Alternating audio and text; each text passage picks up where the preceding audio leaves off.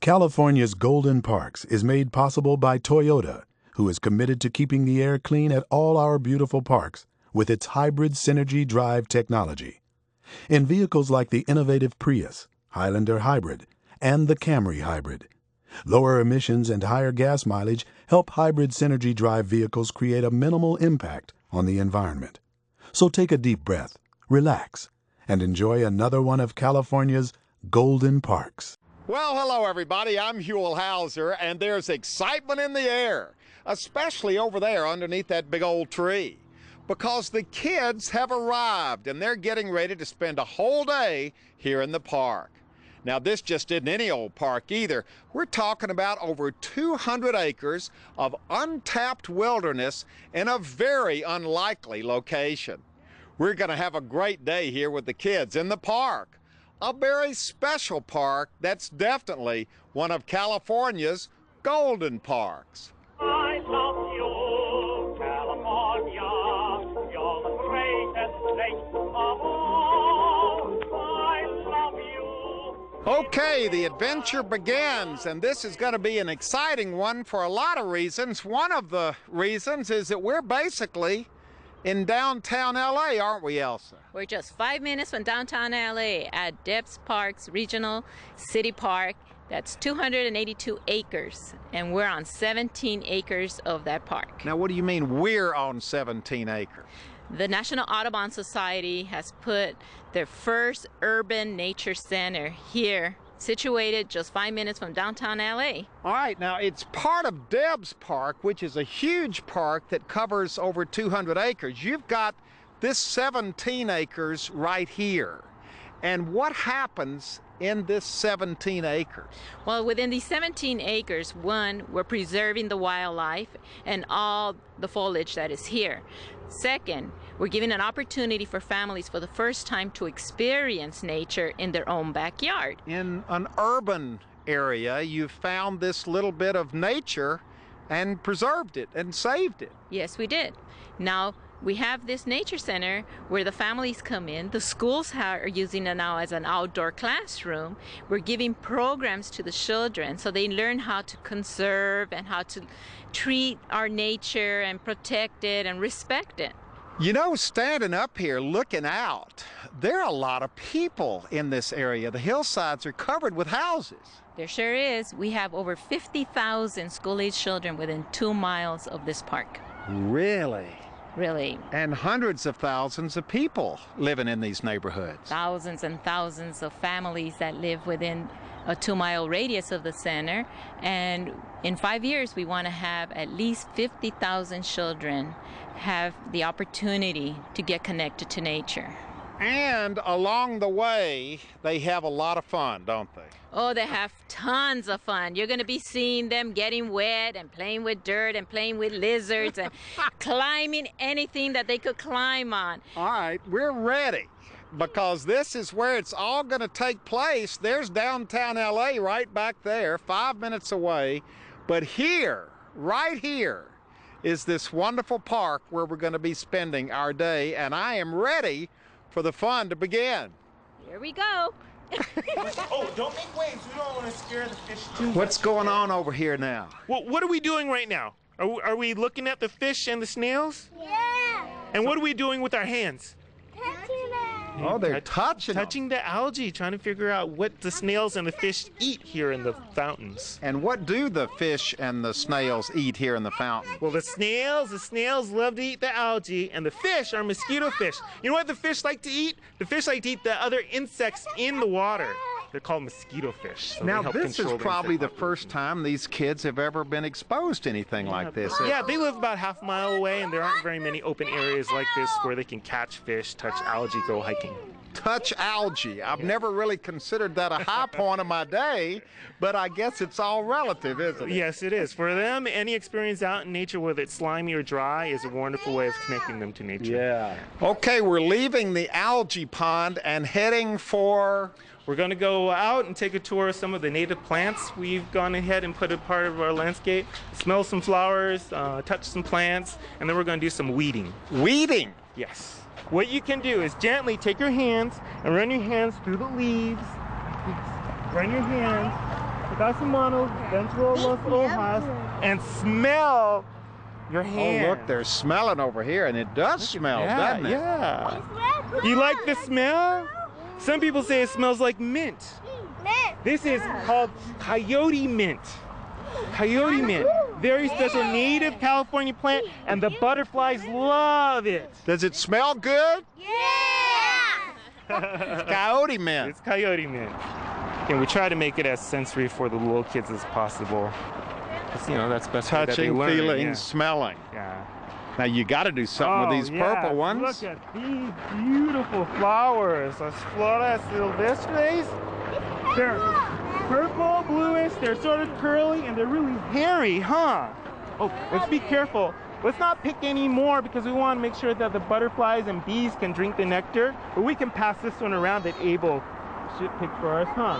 What you can do with this one, again, take your hand and brush your hands on the flowers or the leaves and smell your hands this time. You like it? Ah. Okay. We're creating what now? Oh, they're going to pretend to be weed warriors today. Weed warrior. Weed warrior. Because the weeds tend to grow really fast and shade out and kill the other. So you've got the native kids plants weeding. here. How are you sure that they're just going to get the weeds? Well, what you guys are going to do is if you have a question about the plant, call me over. I'll also point out where the weeds are too. So Is everybody ready to weed? Okay. So it's a big deal just getting gloves on the kids. Yes, it is. Lots of them have never tried putting on gloves before, much less weeding. And for us here at Audubon, it's not only appreciating the plants and animals, it's giving them some real life skills on how to make a difference in their neighborhood. Yeah. And if they don't even know how to put on gloves, like, well, you have to start at some sort of starting point. Here's some more small ones over here.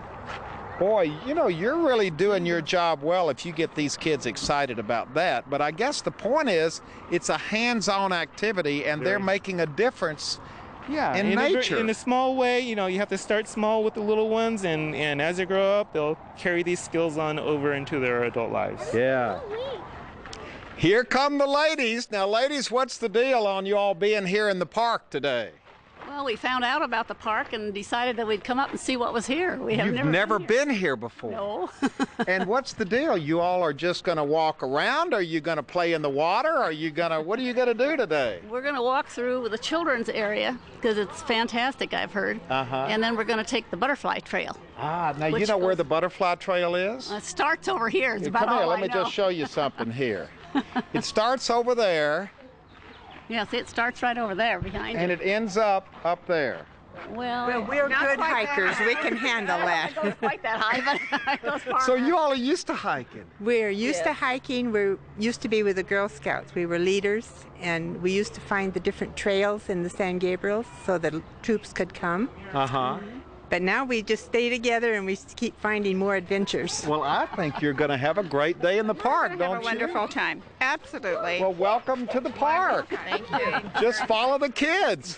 They've just finished weeding, and now they're going who knows where. We'll follow them. Now we've got something. Now, this isn't a plastic snake. This isn't a rubber snake. It's a gopher snake. This is a real gopher snake. This is the kind of snake you'll find out in our area when you guys go hiking. We carry her? Yeah, you Look can at carry this. her. What color is she? Yellow. Yellow. She's yellow on the bottom. Now, how many of these kids do you think have ever touched a snake before? I know of one, and Alfredo. He's been here a couple of times, so. And that's it. Yeah, probably. So for everybody else here, this is a brand new experience. Yep, and I always like to take them out because kids don't get to touch snakes, and it's a good tool to teach them that they're not really all poisonous and not all dangerous. But it's also important for them to know that you can't do this with nature, natural animals out there. She's been bred with us, and she's been with us forever. So she's used to kids she's touching used to kids, her. yeah. We're coming in from... The children were playing in the woodland, in the children's woodland, and now we're going on a hike. Okay, now when you say a hike, how big of an area do you go hiking in around here?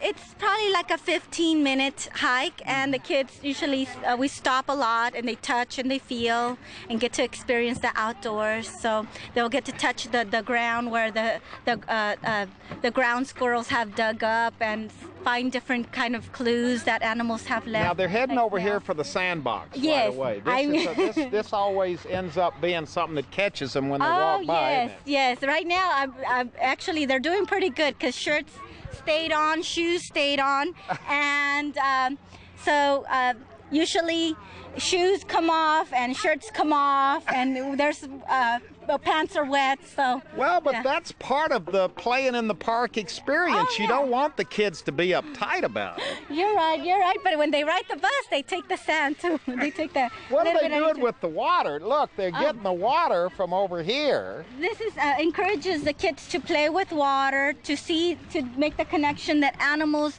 depend on water, also for survival. So what they do is they build a little habitat for animals in the sand. Oh, that's what they're doing over here. They're building an animal habitat. Now, do they know that's what they're doing, or are they just playing in the sand? You know what? I think they do know a little bit, or they're learning that. Oh, they do know, because they're like animals. They know that animals need a drinking hole and water to survive. So they're building an animal habitat for a dinosaur. Dinosaurs and a little bit of insects too. Sometimes the animals and the insects travel to the plants and different areas, so they don't get found sometimes within days. Sometimes they end up different areas. Well, this is fun, and everybody is actually having fun here, which I guess is part of the whole idea, isn't it? That you want them to get wet, to get an experience that they can't definitely experience in school or in other parks. We want them hands-on, to learn, to explore, to have fun, and just because a lot of kids, like, when we tell them that they can get wet or they can climb a tree, they're kind of like, are you sure, really? Yeah. They sometimes even the grown-ups have to show the kids, demonstrate how to climb a tree, which is, living in the city, you don't get that experience. What's the deal on the cave? Why are you guys playing in here? Porque están jugando aquí adentro. They just want to be in the cave. They just want to be in the cave. Sometimes they growl. So the idea when you planned this park, you must have known this was going to be popular because you made a cave here. We made a cave. A spider web. Yes, there's some spiders.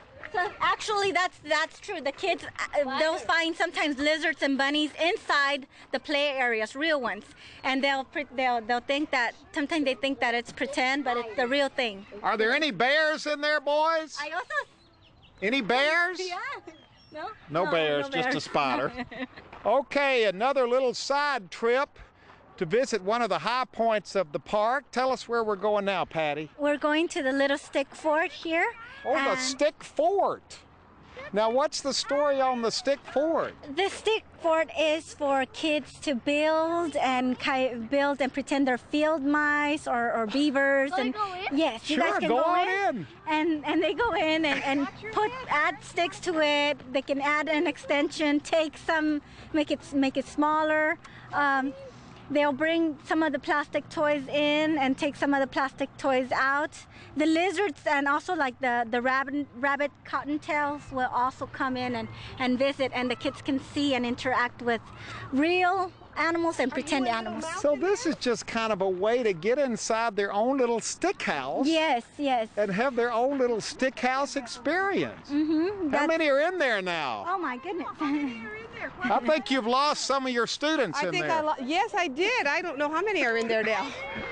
Now we're having to be very quiet because we're going on a wildlife nature hike. Yes, this is where the kids get to see different types of animal homes, different insects and plants, and we can't really predict what they'll see. Now, will they really see animals out here? Yes, they've seen like rabbits, snakes, a lot of ground squirrels and fox squirrels. Now, we're actually going way back into the wildlands back here, and for many of these kids, they probably have never done anything like this before, have they? Yes, this is sometimes, usually is their first time being out in a wild park or it's nice that this hike is a short hike, and if they get scared, they usually let me know.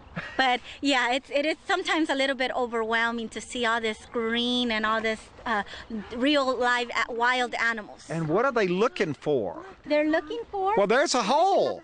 For different things like animal holes, like seeds on the plant. Pueden buscar hoyitos de animalitos y semillitas.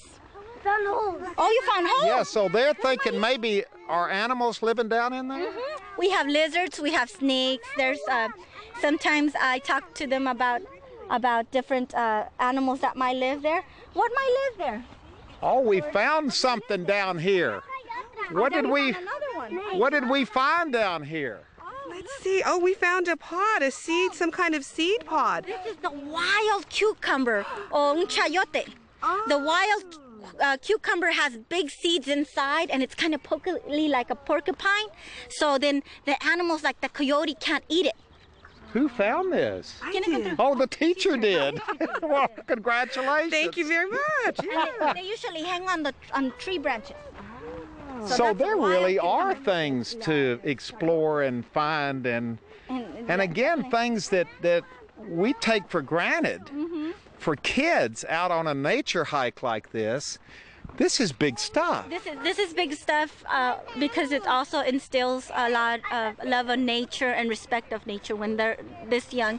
If they're older, usually kids who don't get to see this, they're like, oh, it's just a hole, but they learn to respect and see different and love nature. Another hole. Another hole. Oh my goodness, another hole. Is there any?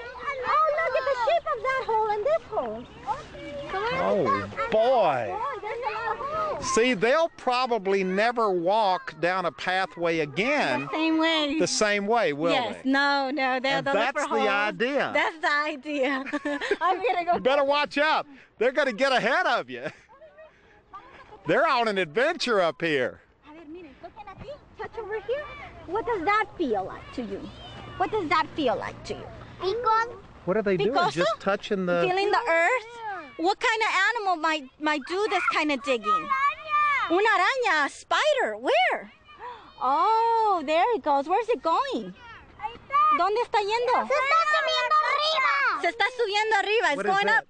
The spider's going up. Going up, yes. Look at this. This is kind of raw land out here, isn't it? Yes, they get to see the hawks, the birds. Oh, there's a lizard right there. Oh my gosh. We're gonna go on this way, guys. There's a lizard. So we can see it from up here. I don't See, on the tree, right there, on the tree, it's green. See it? There it is. That did it. Can you see it? It's right there. It's better. Be careful. Be careful, Helen.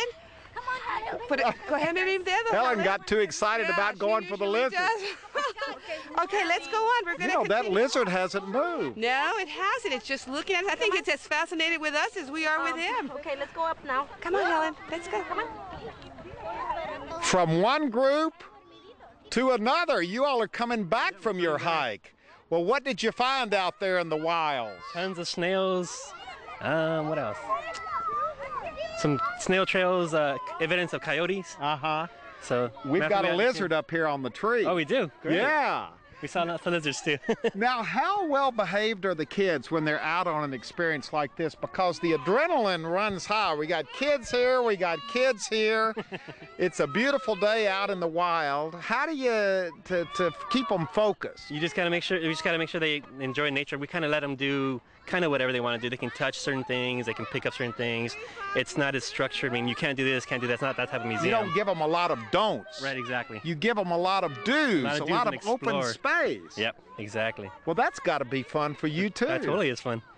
Lets them explore, and it doesn't make me have to talk and point all the time. They just kind of discover things on their own. And they probably see things that you don't see. Exactly. Because they're looking through eyes that are new to all of this. Exactly. And they're fascinated by snails and by little holes and trying to discover what's in there and stuff like that. Yeah. So if we take advantage, we're like, oh, it's just a snail. To them, it's more. Well, this is interesting. We got the kids coming in one direction and our 4 lady hikers coming in the other direction.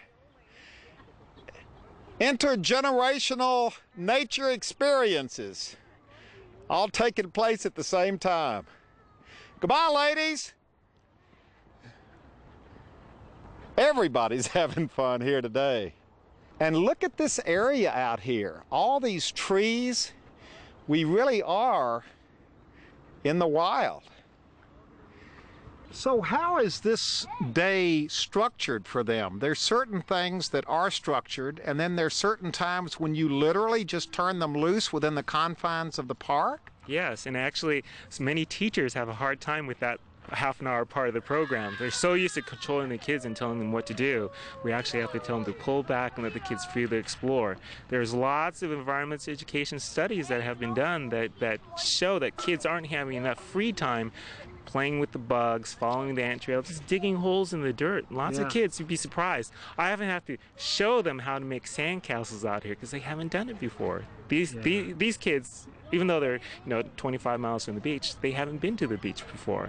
And in our neighborhood, there aren't any safe vacant lots for them to play around in, like you and I did when we were young. So basically, Audubon spent lots of money building a nice fenced-in vacant lot with sand areas for them to play in. You probably saw the kids climbing the tree over in that area. We have a fort that they can add on to with twigs, and they can pump water and make the waterfall flow down.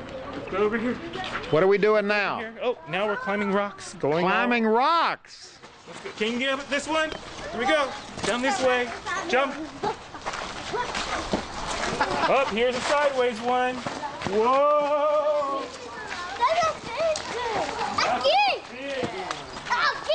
Oh, look. Oh, you gonna go over that one? Can you guys make it over that one? Yeah. So something like climbing rocks is a big deal. It's a big deal. And it's good for their gross motor skills too, because they're growing in every which way, intellectually and physically too. Good job! She found one over here. Yeah, slide down. It's like a playground slide, huh? Okay, Emma, let's head over this way. Now where are we going? We're going to go on our own nature hike. Oh, you're going to head out on the nature hike now. Goodbye, kids. Have fun on the nature walk. There they go, heading off into the wilderness. Oh boy, there they go. They're climbing on the tree. Oh, be careful. Wow. Now see, that's part of climbing. You gotta hold on. You okay? You wanna go back? Hold on, try it again. Okay, step right here. Oh boy, now we've started a trend here. Like no ant. They climb up down here. They crawl down the limb. And then you come right off down here and go back and start over again. Woo, woo, woo. Hello.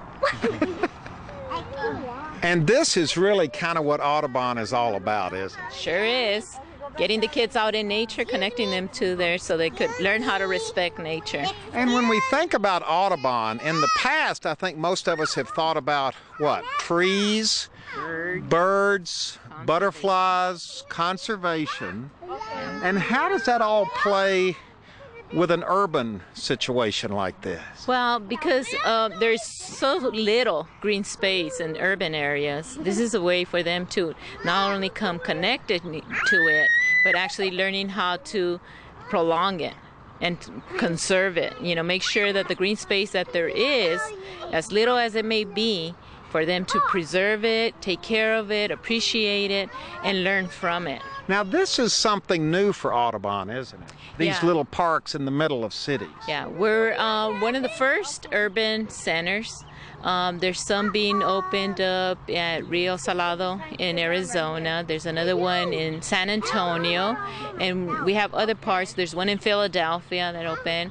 Our next one that we wish to open is up in East Palo Alto up in Northern California. But the first one was here in California. We found this gem just 5 minutes from downtown LA. A perfect place. The community embraced it. They were all part of the process of getting involved. They're still very involved with our center, and they continue supporting us as we come along in the big hall of the whole project. So this was a good idea from the very beginning. Oh yeah, it was a win-win program. I don't think we ever found any opposition, for us being here. And when you first saw this land, did you look at something like this tree and go, aha, a perfect tree for kids to climb? Perfect. As soon as we got here, we saw the location that we were going to be able to build on. First, it was the perfect place for the sun to run our building.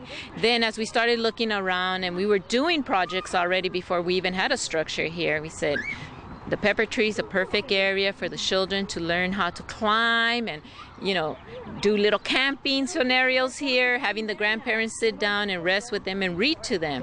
So it was the perfect setting for our woodland. So this is where we decided to put our woodland, where the children can experience everything at their level, at their size.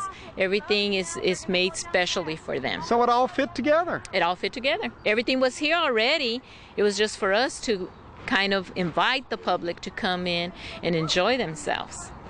And now it's time for lunch, the perfect end to a perfect day here at the Audubon Center at Debs Park, just 5 minutes from downtown Los Angeles. We've had this amazing experience out in the wild with these young people who live right here in the neighborhood. What a fantastic idea the Audubon Society has come up with, these urban parks all across America. The first one right here in California, this wonderful park, which is definitely one of California's golden parks. Goodbye, everybody. Hope you've had as much fun as we've had here at the park.